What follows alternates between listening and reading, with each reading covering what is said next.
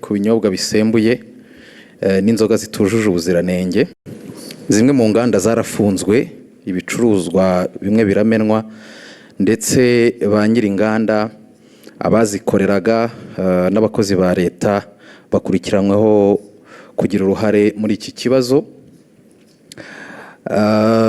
Hari abavuga ku buzima bw'abaturage ko bwari mu kaga kubera izi nzoga, ariko nyakubahwa Perezida wa Repubulika, hari n'abandi bavuga ku gihombo cy'abashoramari n'abacuruzi.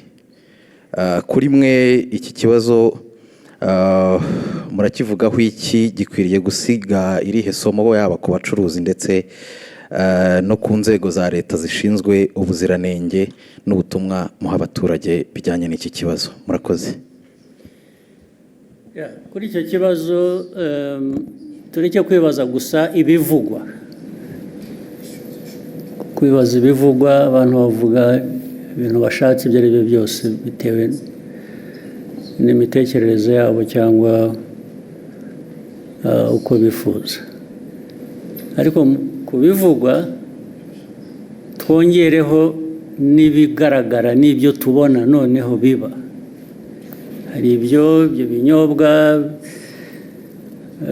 bidafite ubuziranenge na gake ndetse bihitana abantu, twahera aho ngaho. Ariko ibi nibyo byica abantu, byisha abantu, tugahera aho honyine. Igisubizo ugishaka wese aragifite. Byica abantu, byisha abantu, ndetse batagira umubare. Mukurikira rero nyine amakuru nk'uko bamwe muri mwe mugomba kuba mukurikira. Ntabwo ari ukuvuga ngo hapfuye abantu babiri gusa uyu munsi, ngo ejo hapfuye undi umwe. Barapfa ari 20, 30, 50. Hari ubwo hapfuye ari hafi kugera mu 100. Ndavuga ku munsi umwe. Ugiye gushyira hamwe abamaze gupfa mu mwaka, barabyumva uko abantu bangana. Mbere yuko ngera kuri ibyo bindi by'inganda by'abakozi, tubanze dusubize ikibazo cy'ubuzima cy'aba bantu. Ese turashaka inganda n'abakozi bazikoramo bari buhitanwe n'ibikorerwa muri izo nganda, cyangwa turashaka ibihitana abantu batwaye mu nganda kugurisha ibikenewe n'izo nganda, ukajya muri izo nganda ugatwarayo ibyo inganda zikoresha, warangiza wataha wakwifuza gufata ku byavuye mu byo watwaye mu nganda ukahagwa. Ibyo ni ubuzima abantu bakwiriye kuba bemera bakurikira. Ariko noneho wenda turavuga ibya hano gusa, nabyo kandi bifite agaciro, nabyo duhereyeho.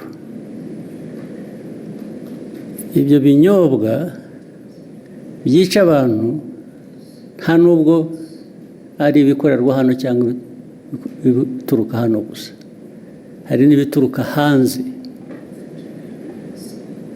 Ibituruka hanze bizanwa bituje ubuziranenge bikica abantu. Maze mu kwica hari uburyo butandukanye. Hari ibibica uwo munsi, icyo cyumweru. Hari nabo bizica nyuma y'umwaka.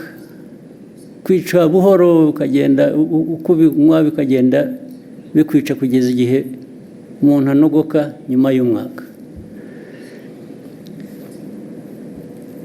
Ibyo rero ntabwo ndumva neza igihe umuntu waba bishyigikiye ngo atekereze inganda, atekereze abantu bakora muri izo nganda, ukuyemo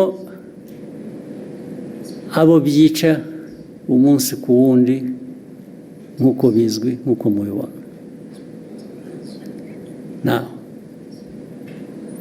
Abo rero reba nk'uruganda cyangwa uburyo abantu bateguye ibyo binyobwa, byaba ari mu ruganda, byaba ari mu rugo, byaba ari hehe,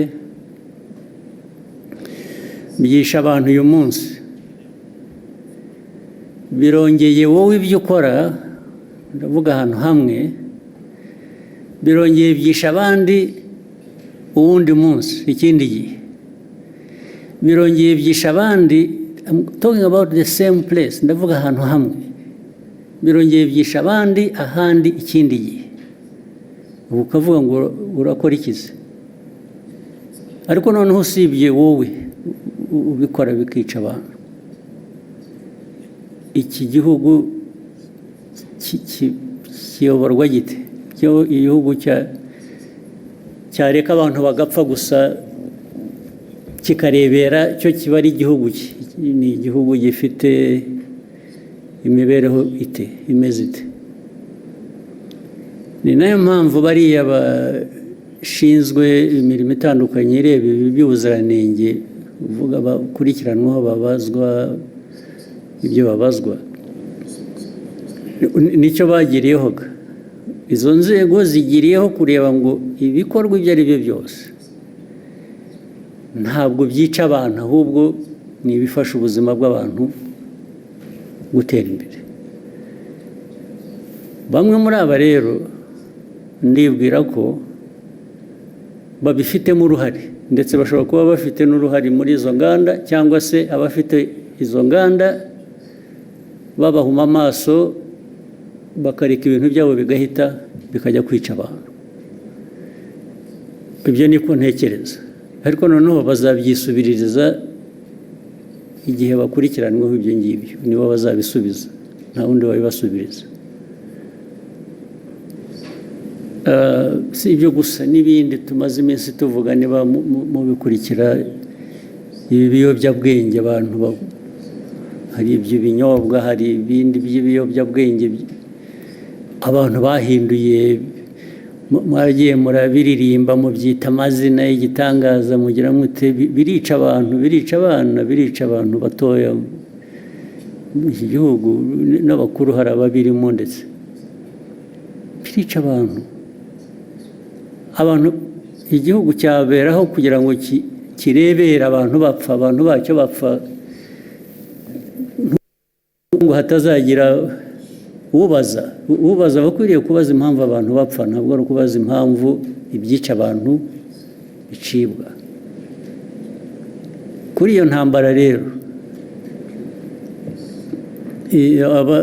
abanyumva cyangwa n'ababirimo bo babyiteguye, ntabwo abo turaza guhangana nabo nyine. Ibintu baraza kujya ku murongo uko bikwiye, abantu bazi icyo bisaba, baragishoboye, ariko ibyo kujya kuzana imico n'imikorere yica abantu aho bayivana birabareba, aho ngaho handi barabyemeye, ibyo ntabwo bindeba, ntabwo aho handi handeba. Njye n'umuyobozi w'iki gihugu ndareba iby'iki gihugu n'abanyarwanda, no gukorana nabo kugira ngo bashobore kumenya ibibafitiye inyungu n'ibitabafitiye inyungu. Ushaka rero kurenga amategeko cyangwa gukora we kubera ko agomba gukora uko yifuza, ibyo ari byo byose aba ari byo bishyirwa imbere, abo ngabo bazahangana n'ababishinzwe kubishyira mu buryo. Hari ikintu nabonye mu byo nsoma n'iki kugira ngo bijyanye n'ibyo abantu bibaza, ariko se uko bikorwa, kunenga uko bikorwa, uko bishyirwa, ndavuga uko bikurikiranwa, uko abantu bafatwa, uko bagira bate, uko bagenzwa, bishobora kuba birimo ikibazo uko abantu bavuga. Ibyo mbona ibyo niba ari ikibazo, ni ikibazo gitoya, ugereranije n'ikibazo kiriho gishaka gukemurwa, ariko nacyo ni ikibazo gishobora gukemuka. Inzego zibishinzwe baba bakora ibintu bitari byo, bakwiye kubihindura, ariko ntabwo byavana abantu ku ntego yo guhangana n'icyo kibi abantu bagomba guhangana nacyo. Ibyo kujya abifuza ko abantu babirwanya ariko babivuga neza, bogeza babirimo, icyo ni ikindi kibazo cyoroshye gukemura. Thank you, sir. We'll take the next question from KNC.